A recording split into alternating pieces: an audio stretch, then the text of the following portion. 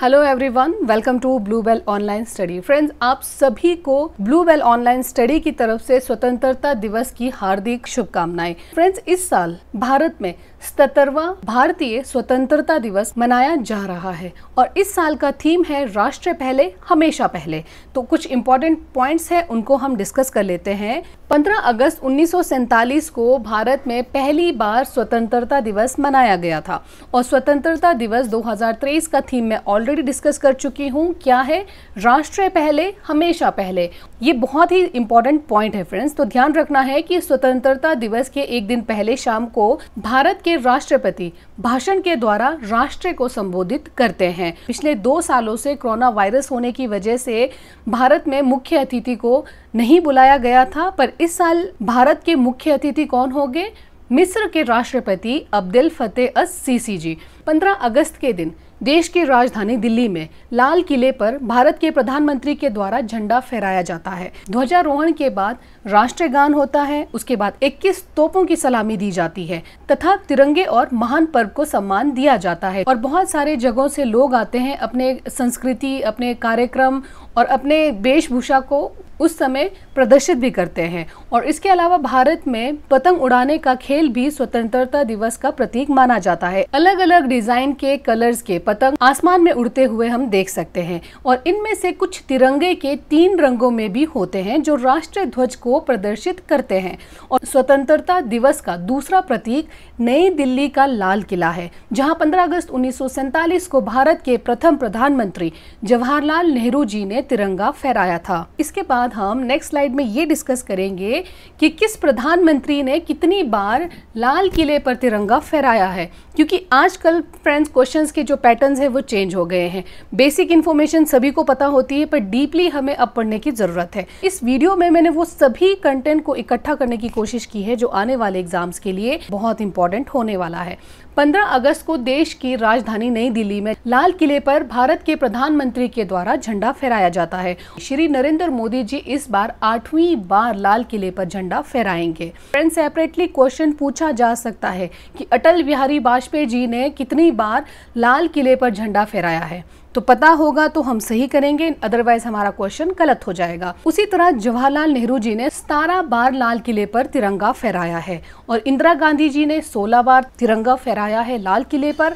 और मनमोहन सिंह जी भारत के 13वें प्रधानमंत्री थे जिन्होंने 10 बार लाल किले पर तिरंगा फहराया है। अटल बिहारी वाजपेयी जी ने 6 बार लाल किले पर तिरंगा फहराया है और राजीव गांधी जी ने 5 बार लाल किले पर तिरंगा फहराया है।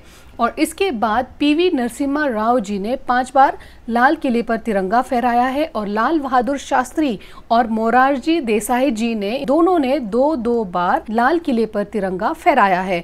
इसके अलावा चौधरी चरण सिंह जी, पीवी सिंह, एचडी देवेगौड़ा और इंदर कुमार गुजराल जी, इन सभी ने 1-1 बार लाल किले पर तिरंगा फहराया है। तो ये सभी इंपॉर्टेंट पॉइंट्स थे, इन सबको ध्यान रखना है। इसके अलावा कुछ और ऐसे देश हैं जो 15 अगस्त को सेलिब्रेट करते हैं। कांगो देश को भी 15 अगस्त 1960 ईस्वी में 80 साल की गुलामी के बाद फ्रांस से आजादी मिली थी। उसके बाद नेक्स्ट है जुनूबी कोरिया और साउथ कोरिया। इन दोनों मुल्क को भी 15 अगस्त 1945 को आजादी मिली थी। इस दिन को national liberation day of Korea के तौर पर मनाया जाता है।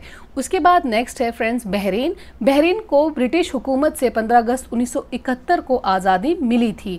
नेक्स्ट है फ्रेंड्स लिechtenstein को 15 अगस्त 1866 ईस्वी में जर्मन की हुकूमत से आज़ादी मिली थी। इसके बाद फ्रेंड्स देश को आज़ाद करने में जितने भी ब्रिटिश शासन या ब्रिटिश राज को खत्म करने के लिए जितने भी अलग अलग आंदोलन चलाए गए थे, मैंने वो सभी यहाँ पे ऐड कर दिया है। खासकर 1857 से लेकर 1947 ईस्वी के जितने भी आंदोलन, उनसे रिलेटेड हमें एग्जाम्स में क्वेश्चन देखने को मिलते हैं।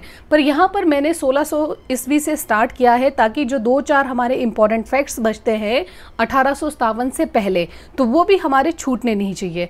और अगर इस वीडियो को आप 2-4 बार देखोगे ये सभी आंदोलन आपको टिप्स में याद हो जाएगा, क्योंकि मैंने इजी से इजी रखने की कोशिश की है।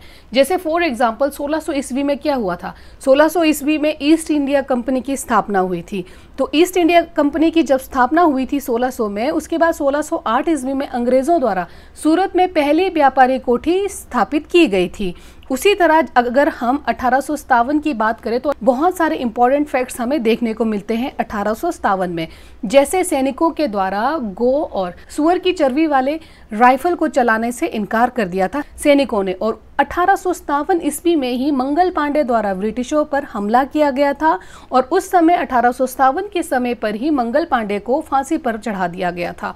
और 1857 के समय में एक और क्रांति हुई थी कि लक्ष्मीबाई का विद्रोह हुआ था और 1857 के समय में त्रिमुख हाट का युद्ध भी हुआ था। तो जितने भी इंपॉर्टेंट पॉइंट्स 1857 में हुए थे वो मैंने सभी यहाँ पे ऐड कर दिया है। और उसके अलावा देखिए फ्रेंड्स, ये सभी इंपॉर्टेंट फैक्ट्स हैं, आप इनको पॉज करके खुद से आप नोट्स बना सकते हो, क्योंकि मैंने बहुत ज़्यादा टाइम लगाया है इन सभी कंटेंट्स को एक जगह इकट्ठा करने के लिए। तो मैं चाहती हूँ कि ये कंटेंट आपके लिए ज़रूर हेल्पफुल साबित हो। उसी तरह देखिए 1905 ईस्वी में, जहाँ पे मैंने ये कोमा लगाया है उसके बाद समझना कि 1905 ईस्वी में एक और इंसिडेंस हुआ था। 1905 में सबसे पहले तो स्वदेशी आंदोलन की शुरुआत हुई थी और 1905 ईस्वी में ही बंगाल का विभाजन हुआ था। ठीक है, तो ये दोनों ही इंसिडेंट्स 1905 ईस्वी में हुए थे। जितने भी इंपॉर्टेंट भारतीय स्वतंत्रता संग्राम है उन सभी को यहाँ पे ऐड किया है, जो एग्जाम्स के लिए बहुत ही हेल्पफुल साबित होगा। आई होप फ्रेंड्स आपको मेरा ये वीडियो जरूर पसंद आया होगा। आपके लाइक शेयर कमेंट से ही हमें बहुत मोटिवेशन मिलती है। वीडियो देखने के लिए friends thank you so much. मिलते हैं अब हम नेक्स्ट वीडियो में। जय हिंद, जय भारत।